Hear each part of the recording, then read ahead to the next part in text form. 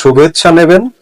আমি এই মুহূর্তে আপনাদের সামনে মূলত দুটি বিষয় নিয়ে কথা বলতে চাই। এক, টিউলিপের চিঠি পেয়েছি। দুই, যুক্তরাজ্যের প্রধানমন্ত্রীর সঙ্গে প্রধান উপদেষ্টার বৈঠক অনিশ্চিত। আমি প্রথমে টিউলিপের চিঠি পেয়েছি এটি নিয়ে একটু কথা বলি। সেটি হচ্ছে যে আপনারা ইতিমধ্যেই জানেন যে ব্রিটেনের সাবেক মন্ত্রী, বর্তমান এমপি টিউলিপ সিদ্দিক বাংলাদেশের প্রধান উপদেষ্টা ডক্টর মোহাম্মদ ইউনূসের যুক্তরাজ্য সফরকে সামনে রেখে তার একটি সাক্ষাৎ প্রার্থনা করে গত 4 জুনের ডেটে একটি চিঠি দিয়েছিলেন। এবং এই চিঠির খবরটি আমরা প্রথম জানতে পারি ব্রিটেনের একটি প্রভাবশালী গণমাধ্যম দ্য গার্ডিয়ানে একটি রিপোর্ট প্রকাশিত হবার ফলে, এবং এই রিপোর্টের প্রেক্ষিতে পরবর্তীতে বাংলাদেশের গণমাধ্যমেও এই রিপোর্টটি আসে, খবরটি হয়।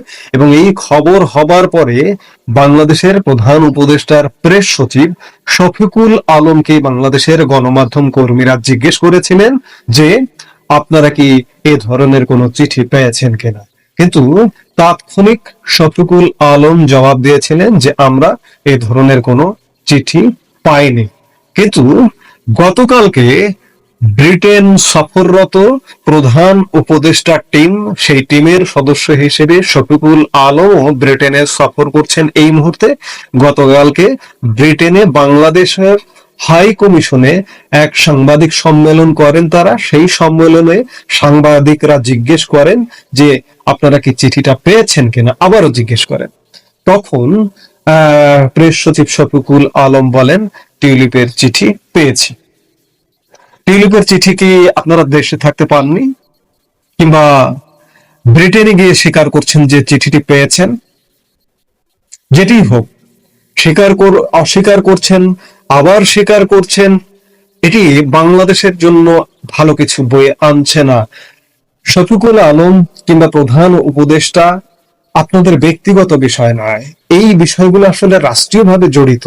আমি এর আগের ভিডিওতেও বলেছি যে টিউলিপ সিদ্দিককে যদি বর্তমান সরকার বা প্রধান উপদেষ্টা ডক্টর মোহাম্মদ ইউনূসের সরকার, ডক্টর মোহাম্মদ ইউনূস টিউলিপ সিদ্দিককে যদি বাংলাদেশের সাথে কোনো যোগসূত্রের সম্পর্কে সম্পর্কিত মনে করেন তাহলে ভুল হবে।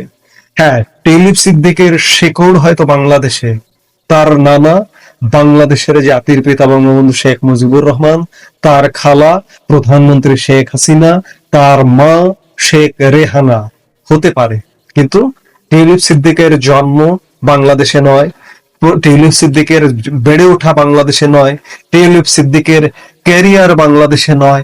এই চিঠিটিতেও টিউলিপ সিদ্দিক লিখেছেন যে আমি যুক্তরাজ্যে জন্মগ্রহণ করেছি, যুক্তরাজ্যের একজন রাজনীতিবিদ।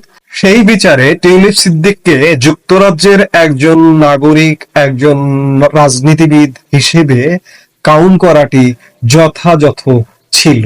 এই কাউন্ট না করাটি বাংলাদেশের জন্য কূটনৈতিকভাবে ক্ষতির কারণ হতে পারে। চিঠির কথা আপনারা স্বীকার করলেন, কিন্তু অনেক ঘুরিয়ে ফিরিয়ে।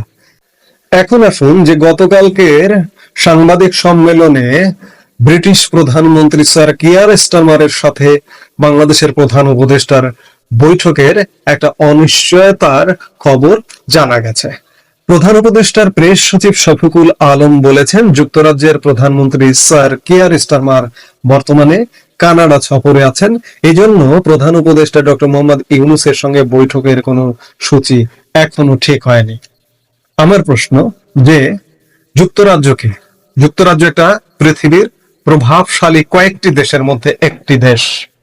সেই প্রভাবশালী কয়েকটি দেশের একটি দেশের প্রধানমন্ত্রীর সাথে বৈঠক সূচি নির্ধারণ না করে আপনারা ইউকেতে চলে গেছেন।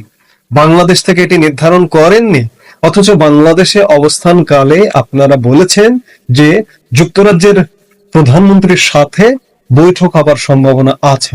আবার শফিকুল আলম বলছেন যে একজন ব্রিটিশ এমপির বরাত দিয়ে বলছেন যে যুক্তরাজ্যের প্রধানমন্ত্রী স্যার কিয়ার স্টারমার এই মুহূর্তে যুক্তরাজ্যে অবস্থান করছেন না, তিনি কানাডা সফর করছেন। কিন্তু যেটি জানা গেছে যে যুক্তরাজ্যের প্রধানমন্ত্রী স্যার কিয়ার স্টারমার এই মুহূর্তে তিনি যুক্তরাজ্যে আছেন, এবং প্রধান উপদেষ্টা ডক্টর মোহাম্মদ ইউনূস যুক্তরাজ্যে থাকবেন 13 তারিখ পর্যন্ত। এবং 13 তারিখ পর্যন্ত তো থাকবেনই sir Keir Starmer. Sir Keir Starmer Canada যাবেন, তবে তিনি কবে যাবেন? 14 জুন, আগামী 15 থেকে 17 জুন G7 বা গ্রুপ অফ 7 এর একটি সম্মেলন আছে কানাডায়। এবছর কানাডা এটির আয়োজক, সেই সম্মেলনে যোগদান করবেন। এবং 14 জুন কানাডার প্রধানমন্ত্রীর সাথে ব্রিটিশ প্রধানমন্ত্রীর একটি বৈঠকের সূচি রয়েছে। শফিকুল আলম কি আসলে জানেন না যে যুক্তরাজ্যের প্রধানমন্ত্রী যুক্তরাজ্যে অবস্থান করছেন? কিংবা জেনে থাকলে তিনি কি মিথ্যাচার করলেন? আজকের যুগে, আজকের পৃথিবীতে মিথ্যাচার করবার কি সুযোগ আছে? বাংলাদেশের মানুষকে কি ধোঁকা দেবার সুযোগ আছে? এগুলো করে আসলে যেটি হচ্ছে, এই যে বর্তমান অন্তর্বর্তীকালীন সরকার, এই সরকারটির উপর বাংলাদেশের মানুষের যে বিপুল আশা আকাঙ্ক্ষা ছিল, সেই আশা আকাঙ্ক্ষার জায়গায় একদম নিরাশ করে দিল। এবং একই সাথে ডক্টর মোহাম্মদ ইউনূস নিঃসন্দেহে বাংলাদেশের তো বটেই, পৃথিবীর একজন কীর্তিমান মানুষ। আমরা তাকে সম্মানের জায়গায়, শ্রদ্ধার জায়গায় রাখতে চাই।